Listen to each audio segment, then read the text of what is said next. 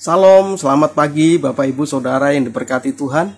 Pada kesempatan yang indah ini, pagi yang cerah ini, kembali saya akan membawakan satu renungan dengan judul Standar Allah Tidak Berubah.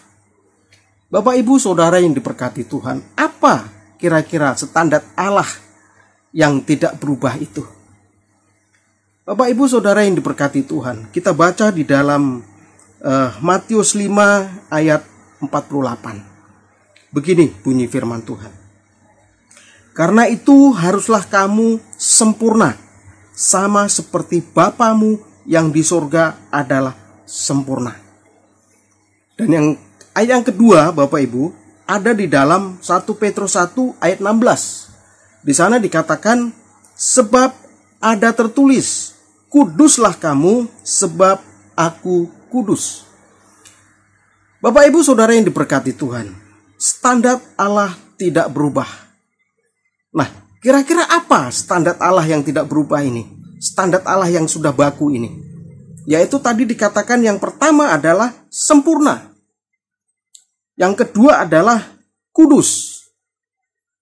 Bapak Ibu Saudara yang diberkati Tuhan, dua hal ini, sempurna dan kudus, secara manusia berat. Tidak ada satu manusia pun yang bisa mencapai yang namanya kesempurnaan dan kekudusan. Bapak Ibu Saudara yang diberkati Tuhan. Lantas pertanyaannya, apakah Tuhan memberikan kelonggaran, memberikan toleransi, memberikan atau membatalkan apa yang menjadi standarnya? Jawabnya tidak. Tuhan tidak pernah membatalkan apa yang menjadi standarnya Bapak Ibu Saudara. Kenapa? Karena cuma Tuhanlah yang mampu melakukan semuanya itu. Baik kesempurnaan maupun kekudusan itu. Nah, sebab ada tertulis, kuduslah kamu sebab aku kudus. Di dalam 1 Petrus 1 ayat 16. Jadi kita sebagai anak-anaknya harus berusaha mencapai standar Allah yang namanya kekudusan itu. Bisa nggak? Bisa. Kalau kita mengandalkan Tuhan. Kenapa? Karena di dalam Yeremia 5 dan 7 terkutuklah orang yang mengandalkan manusia, yang mengandalkan kekuatannya sendiri, dan yang hatinya menjauh daripada Tuhan. Diberkatilah orang yang mengandalkan Tuhan, yang menaruh harapannya hanya kepada Tuhan. Ini alasannya Bapak Ibu Saudara. Kalau kita mengandalkan kekuatan kita sendiri untuk mencapai kekudusan, itu mustahil. Mustahil untuk bisa mencapai kekudusan dan kesempurnaan itu. Makanya Tuhan ngomong di dalam Yeremia ini, andalkanlah Tuhan. Gitu. Jangan mengandalkan manusia. Kalau kita mengandalkan Tuhan, otomatis kita diberikan kemampuan untuk mencapai standar Allah. Yang menilai siapa? Ya Tuhan sendiri. Kira-kira penilaian itu kita tahu apa enggak? Tahu, saudara. Kita harus tahu. Karena manusia pada dasarnya itu susah untuk hidup kudus dan sempurna. Karena manusia penuh dengan kelemahan dan lain sebagainya. Penuh dengan dosa. Jadi kalau kita komitmen untuk hidup kudus dan juga sempurna, harus kita melibatkan Tuhan dalam segala hal. Tuhan minta tuntun kita. minta kepada Roh Kudus untuk senantiasa mengontrol hidup kita, supaya kita bisa mencapai standar Allah itu, yaitu sempurna dan kudus. Bapak Ibu Saudara yang diberkati Tuhan. Nah, di sini ada dua hal Bapak Ibu Saudara. Ada dua hal, yaitu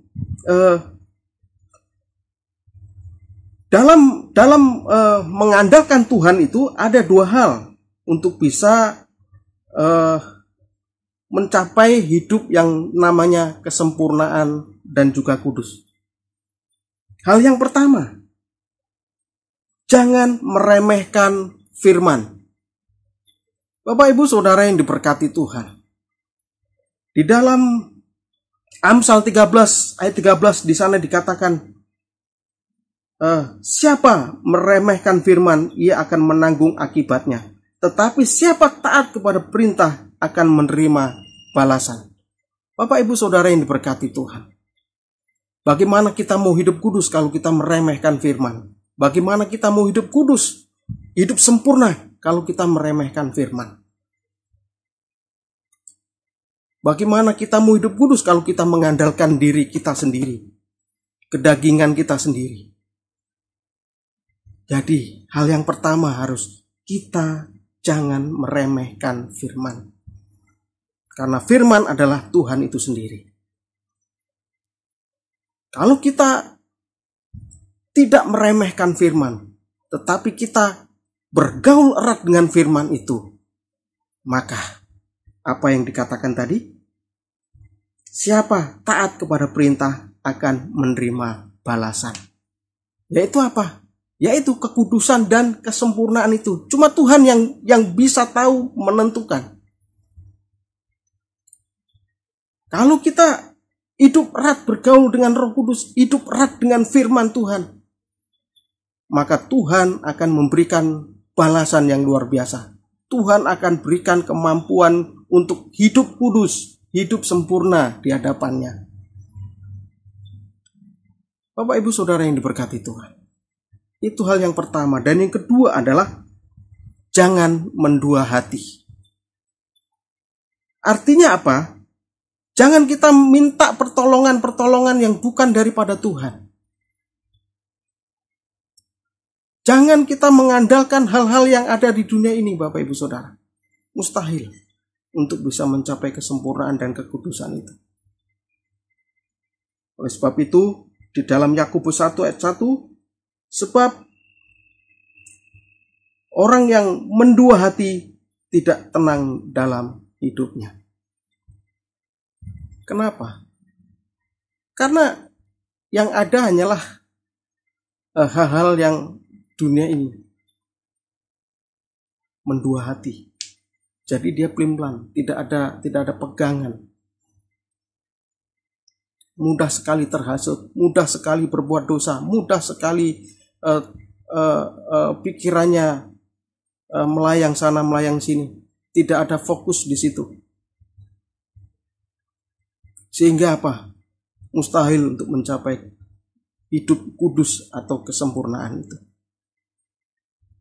Bapak Ibu Saudara yang diberkati Tuhan, mari kita bergaul erat dengan Tuhan. Kita bergaul erat dengan firman-Nya. Supaya apa?